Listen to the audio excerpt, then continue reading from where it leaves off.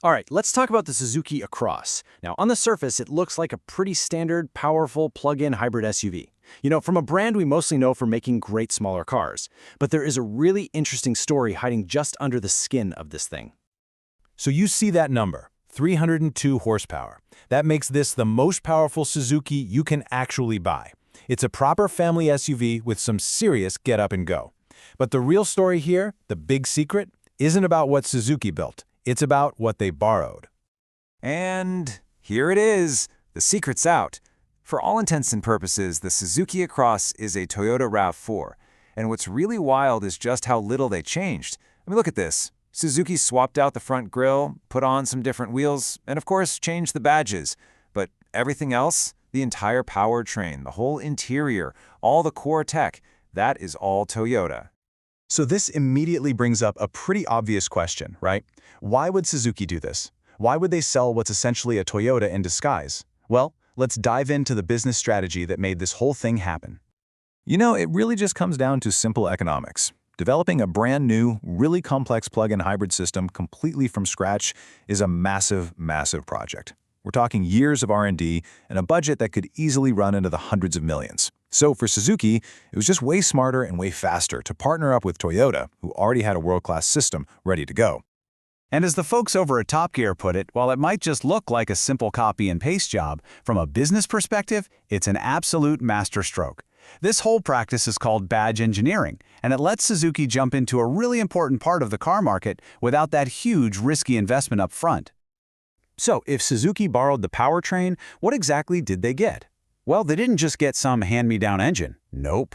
They got Toyota's most powerful and most advanced plug-in hybrid system. Let's break down some of these numbers, because they're actually pretty impressive. First, that headline figure. A combined output of 302 horsepower. That comes from a 2.5-liter gasoline engine working together with 2 electric motors. And believe me, for a family car, that is a very healthy amount of power.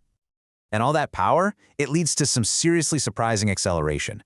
0 to 62 miles per hour in just 6 seconds flat. I mean, come on! That's quicker than a lot of sports cars, never mind a practical SUV. Okay, now this number here is maybe the most important one of them all. The official CO2 emissions are an incredibly low 22 grams per kilometer.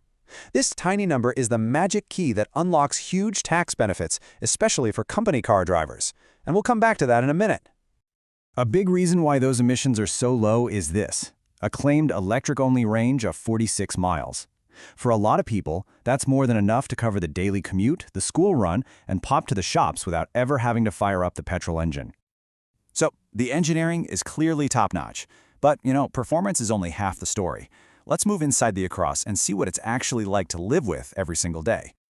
The good news is, because it's based on a really well-equipped RAV4, the Across comes absolutely packed with features. Suzuki sells it in just one trim, and it's fully loaded. That means you get a tough, spacious cabin, a nice big infotainment screen, heated seats, and even a head-up display, all as standard. No confusing options list to worry about. But on the flip side, because it's a RAV4 underneath, it also inherits its weaknesses. The engine can get pretty loud and rowdy when you accelerate hard, and some of the interior buttons and switches, well, they've been described as feeling a bit cheap. It's a package deal. You get the good with the not-so-good. So we've seen the clever business strategy and the impressive tech that they borrowed. We've also seen the pros and cons of the interior. And all this brings us to the most important question. Who is this car actually for? And this slide right here perfectly illustrates the answer. For a company car user, the money side of things is enormous. Because of those incredibly low CO2 emissions, the Across falls into a very, very low tax band, just 6% in this example. Compare that to a typical petrol SUV at around 37%. For the right person, choosing this car could save them thousands a year. It's a huge deal. This quote from Top Gear really just sums up the whole car perfectly. The star of the show is that powertrain. The car that's wrapped around it is, well, it's perfectly fine. It's practical, it's spacious, but it's that incredible technology underneath that really makes it special. So the final verdict seems pretty clear. While it might look a little unusual in Suzuki's lineup, if you're a cost-conscious company car user who wants low running costs, tons of standard kit, and impressive performance, the Across makes a tremendous amount of sense. And that kind of leaves us with a final, bigger thought. As cars become more and more complex and expensive to develop, is this kind of collaboration, this badge engineering, the smartest path forward?